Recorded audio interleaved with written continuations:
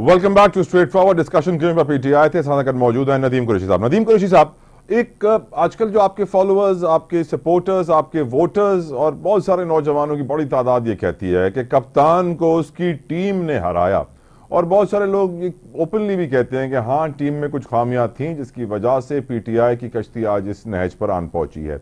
आपकी नजर में आज भी टीम के ही प्रॉब्लम्स हैं? पीटीआई को सबसे ज्यादा इमरान खान साहब ने दोनों धड़ों को बुला लिया है मुज़ाकरात करवाने के लिए अडियाला में, तो यकीनन ये टीम, ना क्रिकेट टीम आज तक फाइनल हो पाई है, ना पीटीआई की टीम फाइनल हो पा रही है। सर देखिए, मैं गुजारिश ये करूं जी कि किसी के दिल में क्या है ये तो अल्लाह जानता है। बेशक बज़ाहिर तो हर शख्स को इस बात का पता है कि अगर वो पाकिस्तान तहरीक इंसाफ में किसी पोजीशन पर है, वो रुकने असेंबली है, वो सेनेट में है, वो किसी भी पोस्ट पर है, वो है खान साहब की वजह से।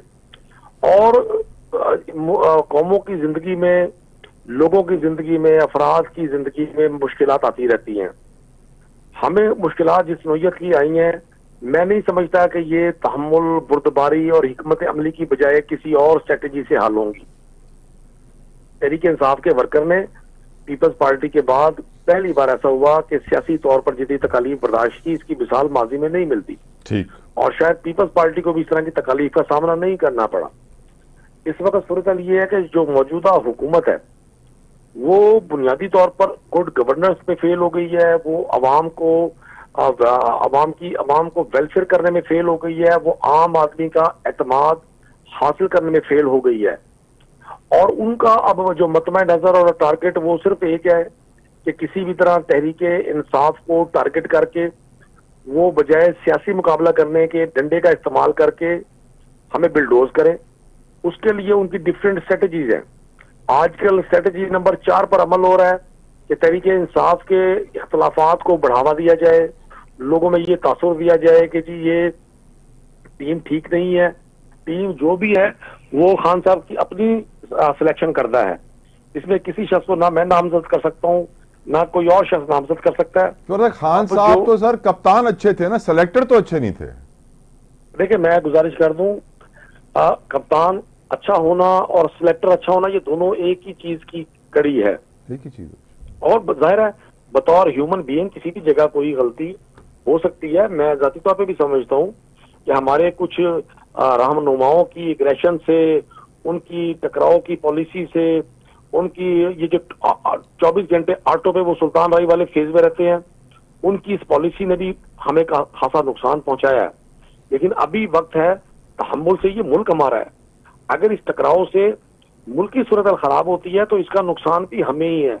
अगर आम आदमी किसी भी वजह से परेशान है, अगरचे इस सारी परेशानी, सारी तकलीफ और इस सारे माहौल की जिम्मेदारी 100% हुक्मरानों पर आयद होती है। तो नदीम साहब, हुक्मरानों पे आयद तो होती है, लेकिन मैं समझता हूँ सियासतदानों को भी ओवरऑल अपने अपने गिरेबान में झांकना होगा, क्योंकि आपकी पार्टी जब हुक्मरान होती है तो फिर वो दूसरी वाली बातें कर रही होती है, जो इस वक्त हुक्मरान है वो आप वाली बातें कर रहे होते हैं। फॉर एग्जाम्पल नदीम साहब, हम जानते हैं कि इस वक्त जो बजट आया है उसके ऊपर आवाम के ऊपर जो 13,000 से जायद अरब का टैक्स लगाया गया है।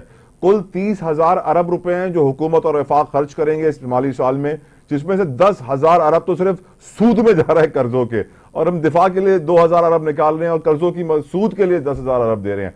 सर, आज भी हम ये खबर देख रहे हैं कि पंजाब के मोहतसिब के इदारे ने 60 लाख रुपए खर्च किए हैं सिर्फ मोबाइल फोन्स खरीदने के लिए।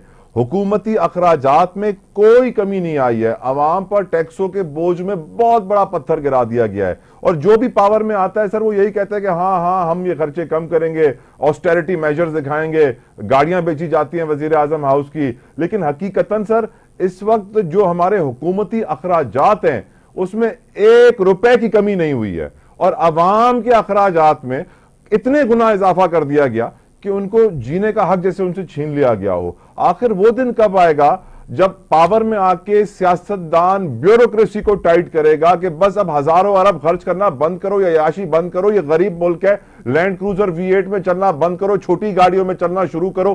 क्यों 15-15 करोड़ की गाड़ियां 50 लाख की घड़ी हाथ के अंदर पहनकर IMF के सामने हम भीख मांगने जाते हैं? IMF वाले भी हम पे हंसते हैं कि भाई ये गरीब तो नहीं है, ये तो बड़े रईस लग रहे हैं।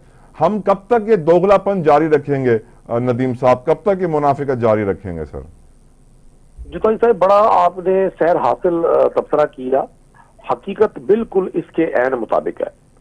और जो लोग इस सारी सूरत हाल पर नजर रखे हुए हैं, उन्हें इस बात का इदराक है कि ये हालात अल्टीमेटली एक बहुत ही मुश्किल और पेचीदा सूरत हाल की तरफ जा रहे हैं।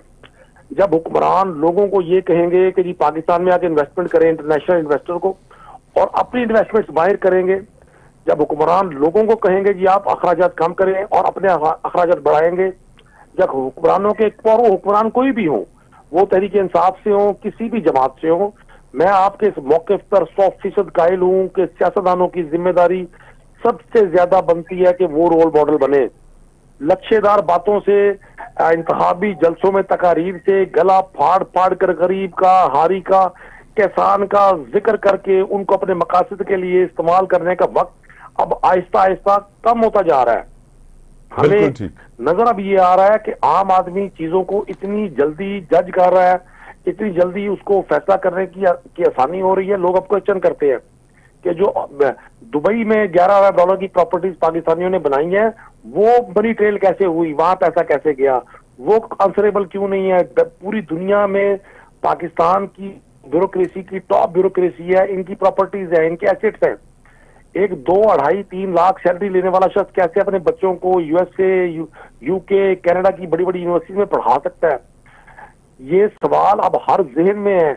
और आप किसी एक शख्स से पूछेंगे, वो भले बड़ी कॉमन सेंस रखता हो, कॉमन सेंस वाला बंदा बड़ी तफसील से आपको सारी बात बताएगा।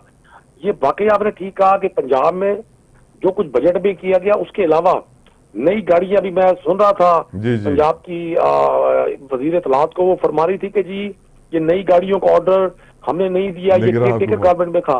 भाई अगर उन्होंने गलती की थी तो आप उसकी सलाह कर ले। कौन सा वो तो इलेक्शन कमीशन ने गलत फैसले की गलत तशरीह करके काम कर दिया। सुप्रीम कोर्ट कह रही है कि हम ये काम सही करने थोड़ी ना बैठे हुए हैं। तो हमारे मुल्क में बहुत सारे काम उल्टे हो जाते हैं। मैं तो इस बात पे हैरान हुआ नदीम कुरैशी